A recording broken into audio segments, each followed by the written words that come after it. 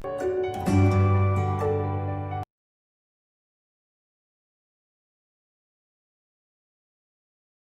students, welcome to Triveni Memorial Senior Secondary School online classes. Today we are going to start session 1 of unit 1, methods of communication. In this chapter we are going to learn the different ways of communicating with the other people.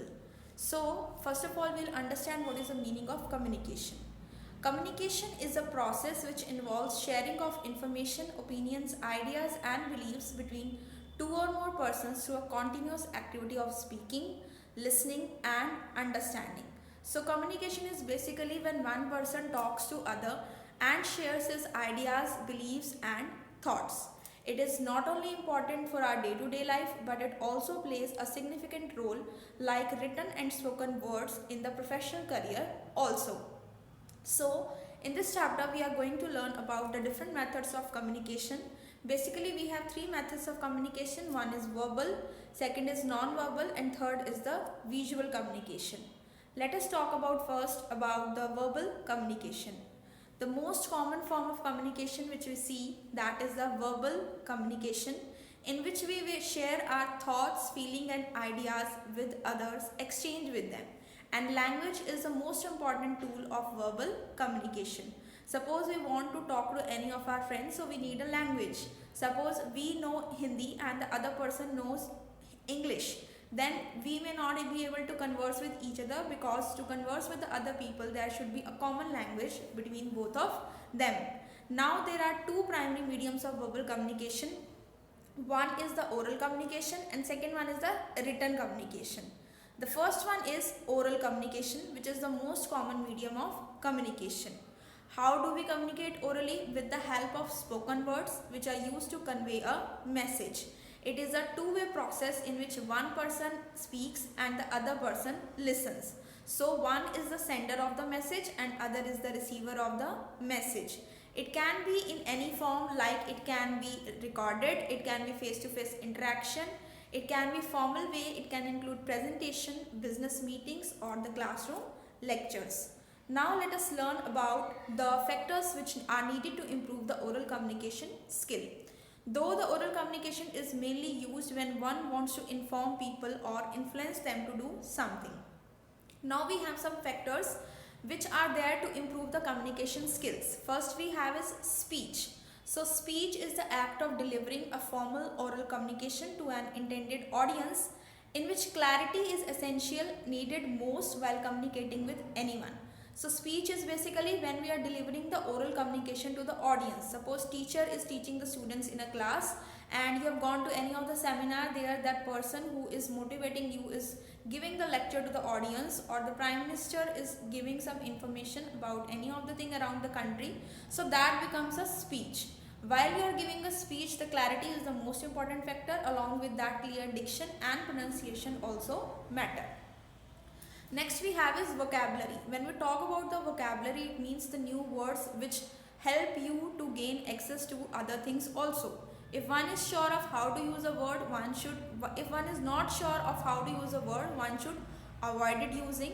And how you can improve your vocabulary? By reading new words daily, by reading the books. You can consult a dictionary also to learn how to pronounce a new word.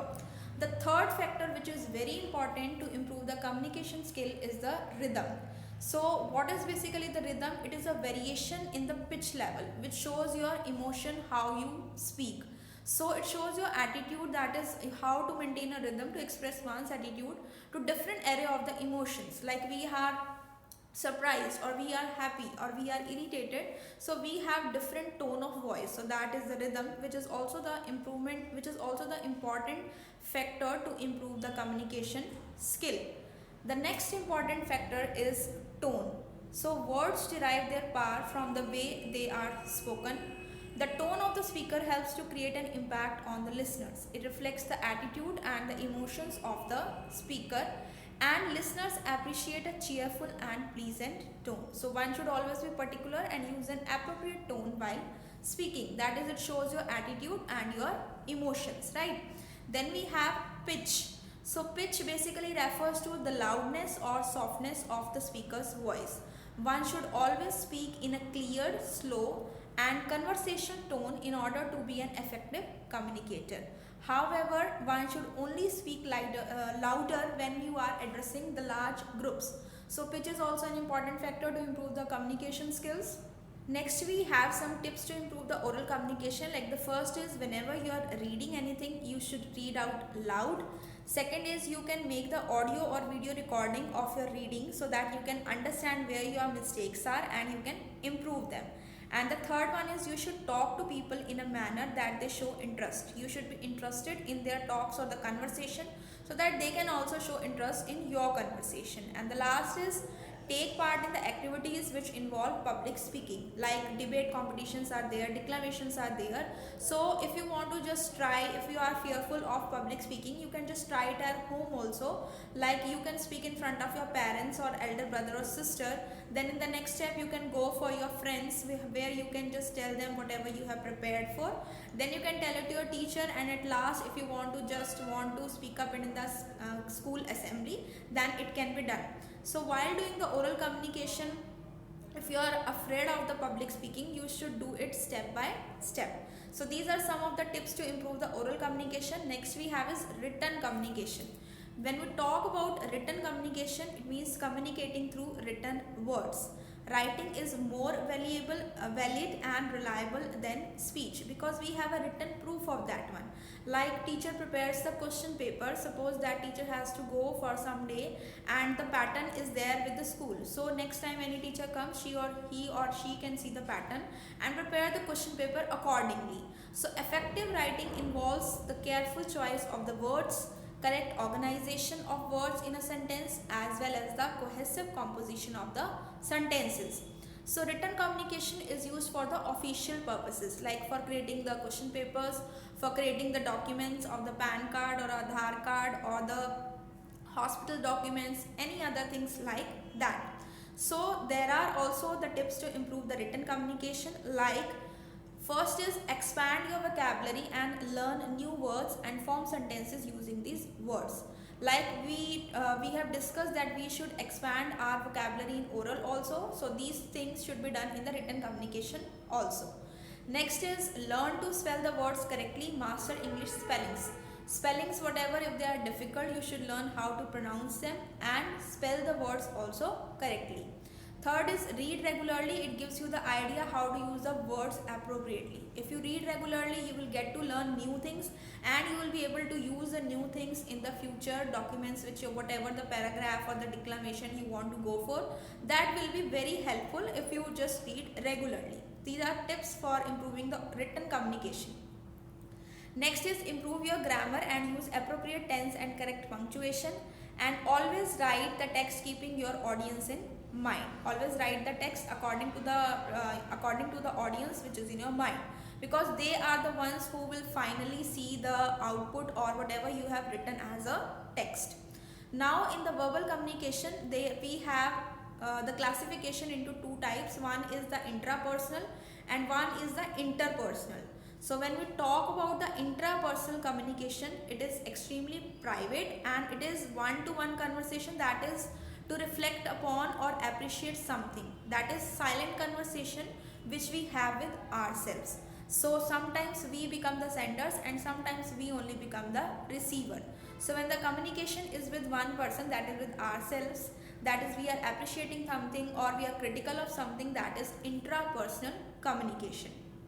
The second type of communication is the interpersonal communication. In this form of communication, there are two individuals among which the information is exchanged, and to communicate effectively, the two individuals, the ones who are involved, they should interchange their role as a sender and a receiver repeatedly.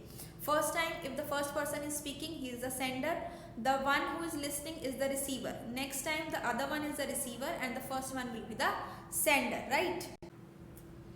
So it is the most common type of communication which occurs when you talk with your friends or your relatives. Now we can categorize the interpersonal communication also into three types of communication. One is dyadic, other is the small group communication, and the last one is the public communication.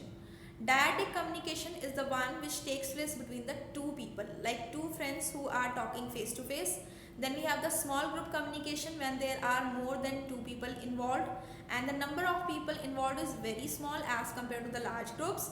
Then we have the public communication in which it takes place when one individual addresses a large gathering of people. Now here we have some functions of the verbal communication. The first one is it helps us to maintain relationship. So whenever we start talking with anyone, so a relationship is started.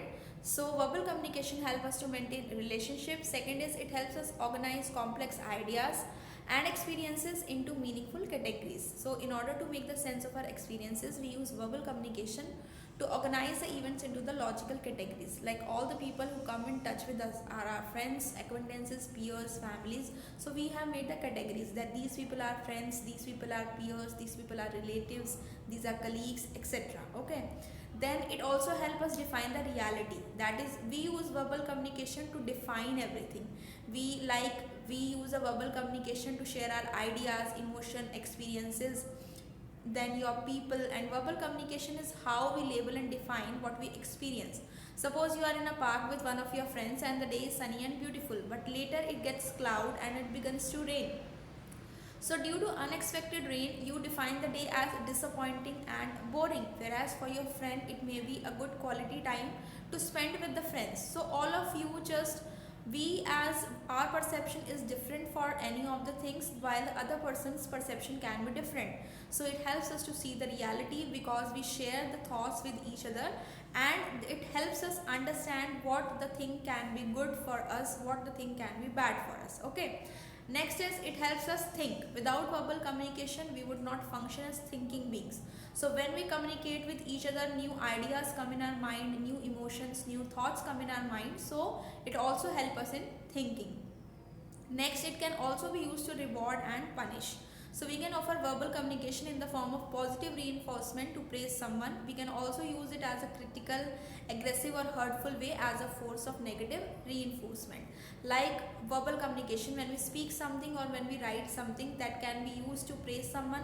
Like if you give, as a teacher, if we give appreciation to any of the students, suppose he has scored marks, good marks in the test, so we say very good or excellent. So this is the positive impact. So next we have is non-verbal communication, that is it happens in the absence of any oral composed words or the written words. Instead of the written or the oral words, it depends upon the different non-verbal prompts, like body movements can be there, gestures can be there, emoticons can be there, images can be there, signals can be there to express one's attitude or information. Although no words are used, non-verbal communication can effectively convey the numerous human emotion more accurately than the verbal methods of communication. So it is an important aspect of the classroom as well as the workplace. So there are some points which you should follow. The points are such as, the first is you should use a variety of appropriate facial expression while communicating with the people. You should try to make eye contact while speaking in the classroom and vary your vocal pattern throughout the presentation. That is, your voice sometimes should be loud or sometimes should be soft. Then you should avoid defensive gestures like holding hands in front of your chest or putting them behind the back. And always avoid fidgeting with your hands or clothes. And during a presentation, always stand straight and move around with ease and assurance. Verbal and non-verbal communication both are not independent of each other. So if you want to become an effective communicator, you need to be in control of both forms of communication. Next, we have some functions of the non-verbal communication. The first function is we should use non-verbal communication to emphasize on the verbal communication. Suppose you are speaking yes for any of the question, you can also nod your head. So the non-verbal communication here is nodding the head and the verbal communication is saying yes. Second is we use non-verbal communication to replace the verbal communication using behavior that are easily recognized. Suppose we are saying bye to anyone or we are saying hi to anyone. So instead of speaking them, you can just wave your hand. So that is hi or bye. Next we use non-verbal cues to complement or reinforce the verbal communication. For an example, if a friend tells you that she got selected in one of the premier institutes for further studies, so you may exclaim, wow, that's great, I am so happy for you. All the while you are smiling and hugging your friend, which conveys, instead of speaking anything, the expression conveys that you are happy for your friend. Next is we use non-verbal communication to communicate the emotions. So it is easy to spot when your friend is feeling sad. So that is non-verbal communication, or your expressions show what you feel like at that time. And we use non-verbal communication to give feedback also to the other person. Like during a discussion, if the audience is smiling and nodding, it means that the audience is agreeing to the point whatever is being taught or whatever is being told by the speaker. Now there are some non-verbal practices which you need to follow during the interview. Whenever you go for an interview, you should maintain an eye contact with the interviewer for a few seconds, and whenever it is appropriate or required, you should smile and nod, and be polite and keep an even tone to your speech. Don't be too loud or too quiet.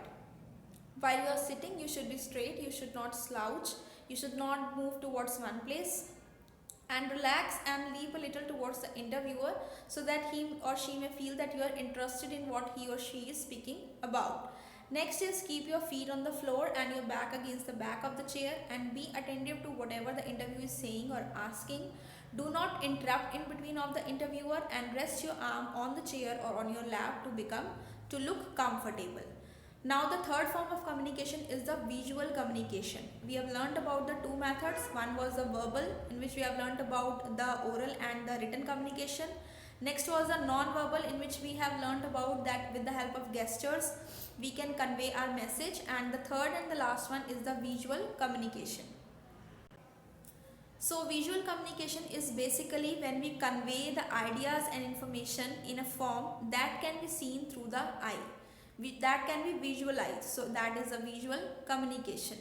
The history of this communication can be traced back to a time when writing was not invented. That time people used to see the things and imagine what could be the possible output or answer of this particular question. For example, if a speaker is giving a talk to campers or tying the excellent notes, bringing a rope along could be a powerful visual aids, right? For facilitation in the school, the models of the solar system and skeleton system are essential visual aids. That is, children just learn by watching more rather than just looking at the text. Suppose a teacher wants to teach the structure of the solar system or the skeletal system. So in order to do that, a presentation can be prepared which can be made to play on the projector screen, with the help of which students will be able to learn more as compared to the same thing written in the book in the text form.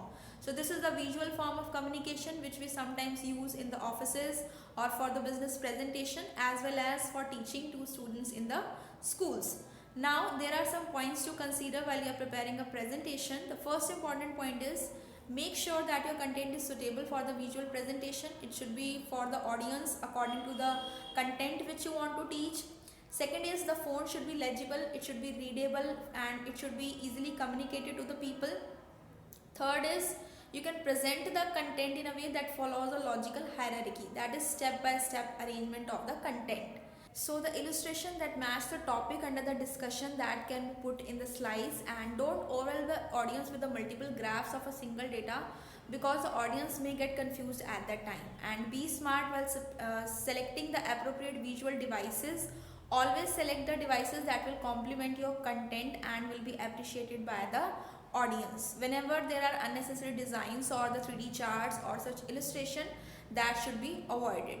So communication helps people to know each other better, and it helps in removing the misunderstanding and creating clarity of thoughts. So with this we have completed the session number 1 of unit 1, in which we have learned about the different methods of communication. So let us revise once again. We have learned in this chapter about the 3 methods of communication. One is verbal, one is non-verbal, and one is visual communication.